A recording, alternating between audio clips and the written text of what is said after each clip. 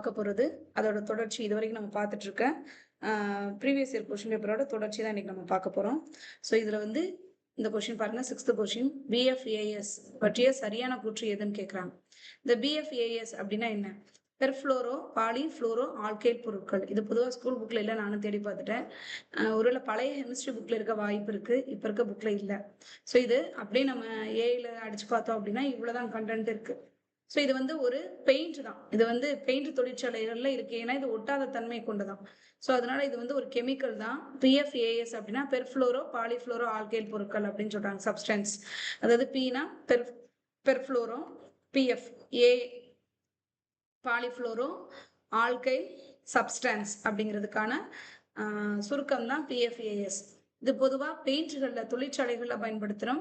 இது வந்து என்ன பண்ணோம் அப்படின்னா நாளமில்லா சுரப்பிகள் நம்மளுடைய உடல் நலத்தில் நம்மளுடைய செயல்பாடுகளை கொஞ்சம் பாதிக்கக்கூடிய தன்மை கூடது, ஏன்னா இது கெமிக்கல் இல்லையா. இப்போ கண்டிப்பாக நம்மளுடைய உடல்நிலையை பாதிக்கும். ஸோ இதில் மூணுமே சரிதான். அதனால இந்த கொஷின் வந்து அப்போ என்ன பண்ணியிருக்காங்க அப்படின்னா ஆப்ஷன்ஸில் இல்லை கரெக்டானது. ஸோ அதனால அது வந்து நிபுணர்கள் குழுக்காக பரிந்துரைக்கப்பட்டிருக்கு. அடுத்த கொஸ்டின் பாருங்க, உயிர் வேதியியல் ஆக்சிஜன் தேவை அல்லது பயாலாஜிக்கல் ஆக்சிஜன் டிமாண்ட், அதை பிஓடி அப்படின்னு சொல்லுவாங்க சுருக்கா. இப்ப இது என்ன பண்ணலாம் அப்படின்னா, இதுனா என்ன அப்படின்னு நம்ம தெரிஞ்சுக்கணும். இது ஒரு தண்ணியில இருக்கக்கூடிய கரிம கழிவுகள். இப்ப தண்ணியில பார்த்தோம் அப்படின்னா ஆத்து குளத்துல இப்படிலாம் போகும்போது நிறைய செடிகள் தாவரங்கள் இறந்து போகுது, சில மனிதர்கள் விலங்குகள் கூட அதுல இறந்துடுறாங்க. ஸோ அவங்க வந்து கரிம பொருட்கள், ஹார்மன் இல்லையா, அதிகமா கண்டென்ட் வந்து நம்ம உடம்புல ஹார்மன் தான் இருக்குது. ஸோ அப்ப அந்த கழிவுகள் எல்லாத்தையும் சிதைக்கிறதுக்காக நுண்ணுயிர்களுக்கு தேவைப்படக்கூடிய ஆக்சிஜன் அளவை தான் பிஓடி அப்படின்னு சொல்றோம். அப்ப நீர்ல இருக்கக்கூடிய கரிம கழிவுகளை சிதைக்கிறதுக்காக அங்க இருக்கக்கூடிய மைக்ரோ ஆர்கப்ஸ், அதாவது மைக்ரோப்ஸ் அப்படின்னு சொல்லுவோம், அதாவது நுண்ணுயிரிகள் அப்படின்னு சொல்லக்கூடியது. ஸோ அப்போ அந்த நுண்ணுயிர்களுக்கு தேவைப்படக்கூடிய ஆக்சிஜனோட அளவு தான் பிஓடி அப்படின்னு சொல்றோம். இது மூலமா நம்ம என்ன தெரிஞ்சுக்கிறோம், இதோட அளவை வச்சு நம்ம இது இந்த தண்ணி எவ்வளவு தூய்மையா இருக்கு அப்படிங்கிறத நம்ம தெரிஞ்சுக்கிறோம். அப்ப இங்க கொஸ்டின் என்ன கேட்டிருக்காங்க, உயிர் வேதியியலில் ஆக்சிஜன் தேவை என்பது நீரில் நுண்ணுயிரோட பயன்பாட்டின் போது நுகரப்படக்கூடிய ஆக்சிஜன் அளவு. அப்ப நுண்ணுயிர்களுக்கு தான் இது வந்து மீன் பண்ணுது. சரிங்களா? அடுத்தது பார்ப்போம், செயற்கைக்கோள்கள். இதுல எது புவிசார் செயற்கைக்கோள்? முதல் இந்திய புவிசார் செயற்கைக்கோள் எதுன்னு கேட்கிறாங்க.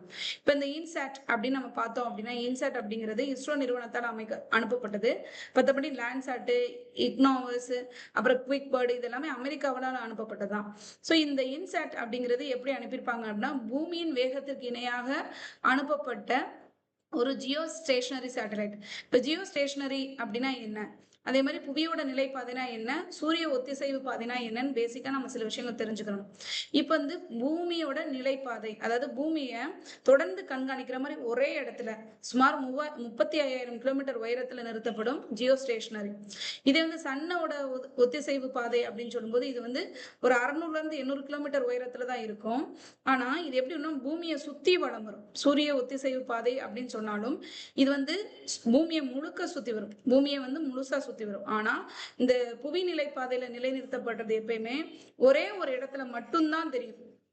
இப்ப அமெரிக்காவை மட்டும் ஃபோக்கஸ் பண்ணிக்கிட்டு இருக்குன்னா அமெரிக்காவை மட்டும்தான், பூமியோட வேகத்தோட சேர்ந்து அமெரிக்காவை மட்டும்தான் அது வந்து ஃபோக்கஸ் பண்ணும். இப்ப இது என்ன பண்ணும் அப்படின்னா, இப்போ இந்தியாவுக்கு மேல இல்ல அமெரிக்காவுக்கு மேல ஒரு சேட்டலைட் இருக்குன்னா பூமியோட சேர்ந்து ரொட்டேட் ஆகும்போது அதுவும் பூமியோட சேர்ந்து அதே வேகத்துல ரொட்டேட் ஆகும். ஸோ அப்போ ஒரே இடத்த மட்டும் தான் அது ஃபோக்கஸ் பண்ணும். ஸோ இது பொதுவாக நம்ம எங்க பயன்படுத்துவோம் அப்படின்னா, தொலைத்தொடர்புகள்ல கண்காணிப்பு, அதாவது கிளைமேட் சேஞ்சஸ் இதை பத்தி தொடர்ந்து கண்காணிக்கக்கூடிய இடங்கள்லாம் நம்ம வந்து இந்த மாதிரியானதை பயன்படுத்துவோம். இதே சூரிய ஒத்திசைவு பாதையில அப்படின்னு சொன்னா அது வந்து பூமியோட சேர்ந்து ரொட்டேட் ஆகும், ஃபுல்லா பூமியை ஃபுல்லா சுத்தி வரும். ஸோ இது பொதுவா எதுக்காக அப்படின்னா பாதுகாப்பு, உளவு பணிகளுக்காக புகைப்படத்தை எடுத்து அதை அனலைஸ் பண்ணுவாங்க. ஸோ எங்கெங்க என்னென்ன வளங்கள் இருக்குன்னு கண்டுபிடிக்கிறதுக்கு, விவசாயம் எப்படி இருக்கு அப்படின்னு பாக்குறதுக்கு, கட ஸோ அந்த மாதிரி பாதுகாப்பு உளவு பணிகளுக்காக பயன்படுத்துறது சூரிய ஒத்திசைவு பாதை. சரிங்களா? இப்ப இது பொதுவா வந்து இதுக்கான எடுத்துக்காட்டு இன்சாட் சீரிஸை நம்ம சொல்லலாம், இங்க ஐஆர்எஸ் சீரிஸை நம்ம சொல்லலாம். சரிங்களா? இப்ப நம்ம அந்த இதுக்கு போவோம், மொத்த சேட்டலைட் எல்லாத்தையும் பார்ப்போம்.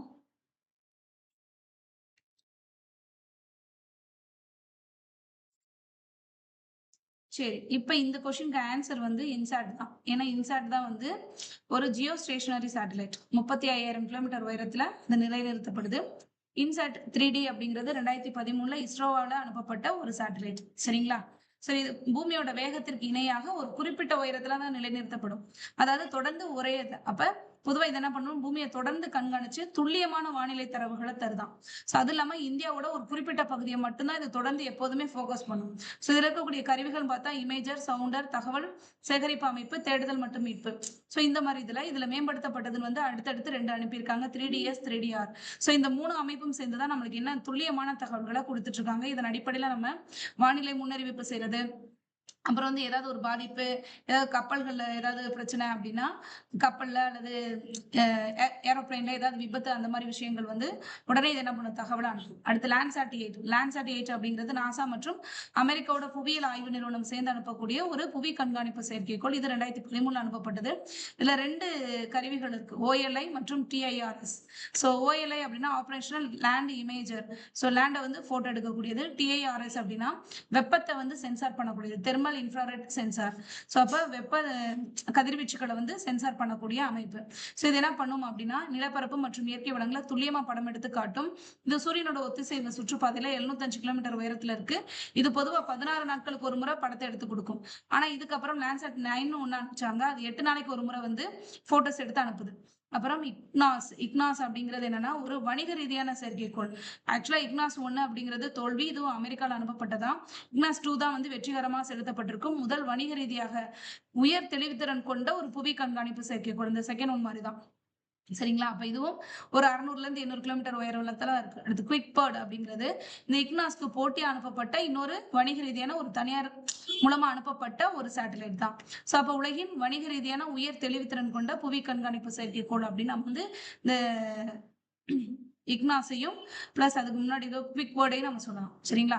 ஸோ இந்த மாதிரி நம்ம இந்தியா அனுப்பியிருக்கு கார்டோசாட் அப்படின்னு சொல்லக்கூடியது இந்தியாவில் அனுப்பப்பட்ட இந்தியாவில் இஸ்ரோவால் அனுப்பப்பட்ட புவி கண்காணிப்பு செயற்கைக்கோள். ஸோ இப்போ இது உங்களுக்கு புரியும் நினைக்கிறேன். அப்ப புவி கண்காணிப்பு அல்லது புவி நிலைப்பாதைனா என்ன, சூரிய ஒத்திசைவு பாதைனா என்ன, நம்ம கொஞ்சம் தெளிவா படிச்சுக்கிறோம். ஒவ்வொரு செயற்கைக்கோளும் அனுப்பப்படும் பொழுது எதுக்காக, இப்ப உளவு பணினா கண்டிப்பா அது வந்து சூரிய ஒத்திசைவு பாதையில ஒரு 600ல இருந்து 800 கிலோமீட்டர் உயரத்துலதான் அதை வந்து பிக்ஸ் பண்ணுவாங்க. இது வந்து அப்படி கிடையாது, 35,000 தொலைவு. ஏன்னா இது தொலைத்தொடர்பு, அங்க பட்டு ரிஃப்ளெக்ட் ஆகி திருப்பி நம்மளுக்கு வரும், சிக்னல்ஸ் வரணும். ஸோ அப்ப இது வந்து பூமியோட சேர்ந்து ஒரு குறிப்பிட்ட பகுதியில மட்டும்தான் நிலைநிறுத்தப்படும். அதாவது பூமியோட சேர்ந்தே ரொட்டேட் ஆகும், ஆனா ஒரே இடத்த மட்டும் தான் அது ஃபோக்கஸ் பண்ணும். சரிங்களா? இப்ப இது புரியும் நினைக்கிறேன். அடுத்த கொஸ்டின் பார்த்தோம்னா பழங்குடியினர் பத்தி தான், அதை நாளைக்கு பார்ப்போம். தேங்க்யூ.